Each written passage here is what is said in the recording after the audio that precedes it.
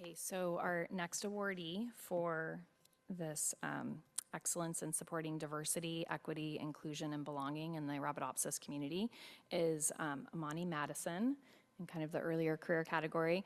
So Amani is currently a postdoc with Ross Ozani at North Carolina State University working on roots, and she did her graduate work at NCSU as well with Terry Long, studying iron homeostasis.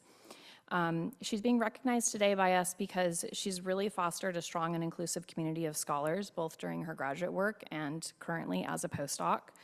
And as we've heard somewhat throughout the meeting, and then also just recently a little bit more by Romy, you know, many students who don't have kind of what we consider to be conventional identities or students of color in different ways develop these feelings of isolation in academia, and these can have some really negative experiences that can lead them to leave.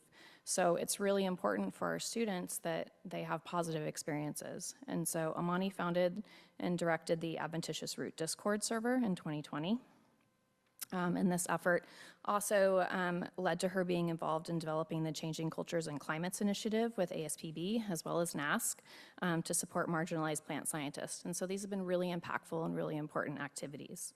And as a grad student, she also founded and co-directed Front and Center with Edith Pierre-Jerome, which features plant scientists of color on social media. And some of you may have seen that on LinkedIn as well as some other platforms.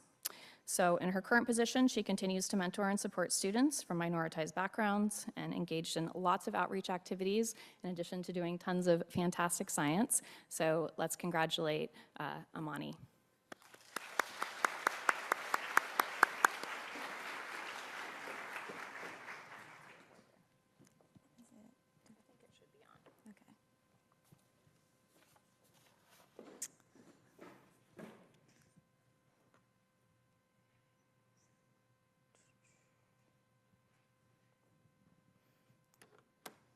Okay, so I want to thank everyone. I want to thank NASC and those who nominated me for this award. And I want to thank NASC and ASPB for the opportunity to work on community building in plant science with the Front Center initiative that we launched in 2020. Just a little bit about me that you've heard is that I'm a postdoc at NC State with Ross Ozani's group, and my projects center on a lot of cellular particle movement. So we're taking a bioprinter, which in your mind, you can think of a 3D printer that prints out plastic, but our ink is cells. And we print out protoplasts, and as they reform their cell walls and divide, we can start tracing how protein movement is established and how things like phosphate uptake occurs dynamically in cells in these systems. I'm also a PGRP awardee. My first year just ended, so I'm very happy to be part of that as well.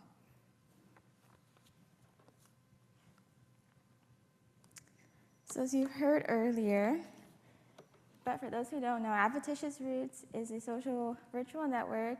It's designed to be a safe space for Black, Indigenous, and or Latino plant scientists to connect and share resources that are needed by those of us from these backgrounds to thrive in plant science. And today, I'm going to share an anecdote I learned in a history class that I took as an undergraduate. It was called Spain's Golden Age, and a story I learned in this class, it's a historical event, is what the inspiration was behind creating Adventitious Roots, so you can get a little insight into what it's intended to be. And later I'll share some resources about how you all can develop communities of practice in your own research communities, your lab, etc., and some strategies that you can take for broadening participation. So I think everyone here can gain something from my talk today.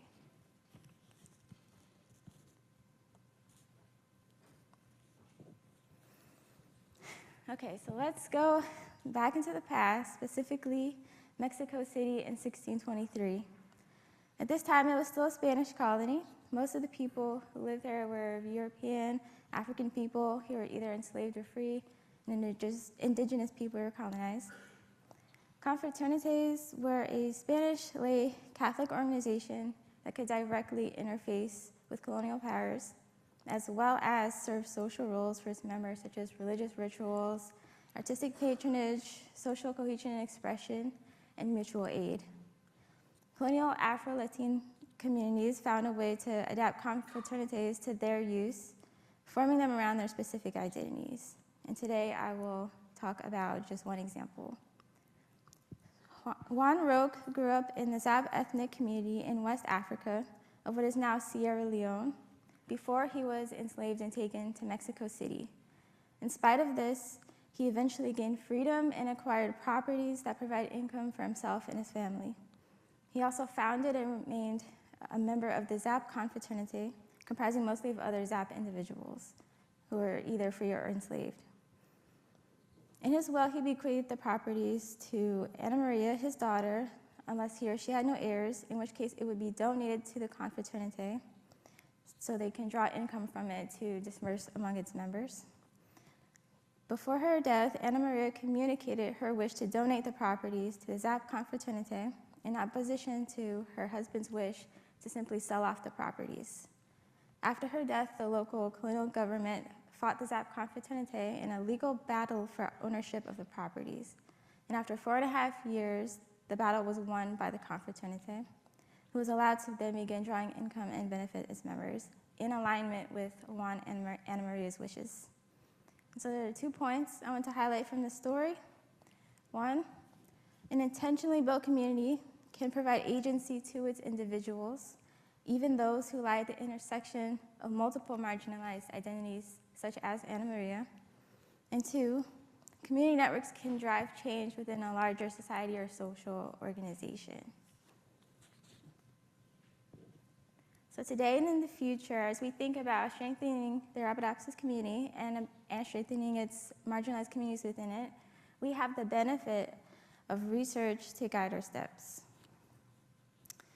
There's been some studies around developing communities of practice, and I'm sharing some research I found. A community of practice centers around, or is where a group of people organize around a domain of interest, develop meaningful relationships, and ultimately develop resources and tools and experiences together for a broader goal. The stages I've listed here, there's just 5 stages. The first is potential. So we find each other, identify our goals and common ground, coalesce, we build the infrastructure and support, and the capacity for meaningful conversation. The third is it matures. So we engage in activities, develop relationships, and build trust and vulnerability. And then 4, active, we sustain the community, it gains its influence, and it finds its voice. And 5, dispersing, so if the community has met its goal, we close out and define its legacy. I want to focus on stage 4, active. The active stage takes a community from simply developing relationships and into practice. And I think we can be inspired by this as a call to action to take steps forward from transforming our interpersonal relationships into actions, into meaningful support for a broader goal.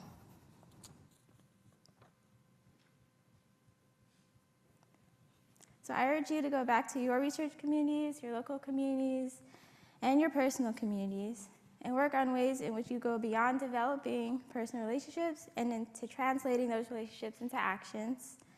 I've just shared just one resource of 10 ways in which you can do that, such as broaden your own participation, listen and co-learn with members, recruit diverse participants and reward them, and lead and empower other local communities. And to gain a deeper understanding of what I've mentioned, I've listed all the resources. I urge you to go back and look for more and really reflect on what communities you have influence over, where your power lies, and develop strategies on what you can do from now on to help support marginalized communities, to help strengthen the Arabidopsis community, and to make this a sustained and active community onward. So thank you for your time, and I'm now able to take questions.